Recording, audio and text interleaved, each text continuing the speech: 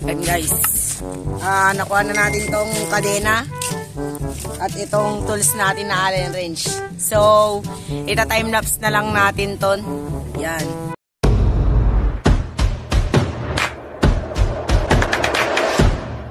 Natin ang kadena. Yun, no? XTLM po siya. At naka 9 speed po tayo. Co-convert. Tapos ito.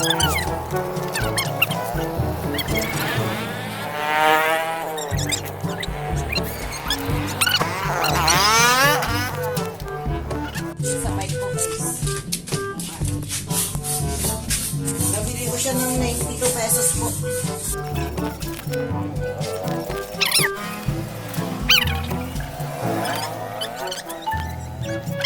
Yan si River guys, bisita natin.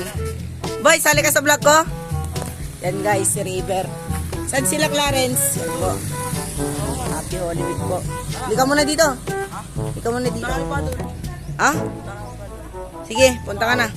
Okay. Yan guys, si River.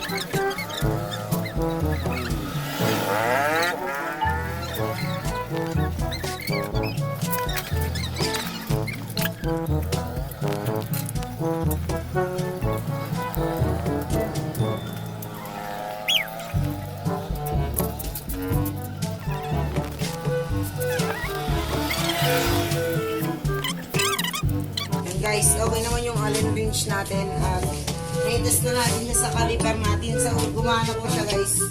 At thank you po sa nag-deliver nito. Ang ganda po ng product niya. Tapos, sa susunod na video, kakabit po natin tong Gior natin na kadena.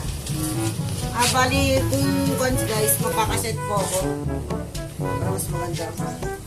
Guys, kung bago ka pa lang dito sa video ko, i-follow mo na ang page ko, Franz Ciclista. Nakisa ka lang. And guys, sa susunod na video ulit. Bye-bye.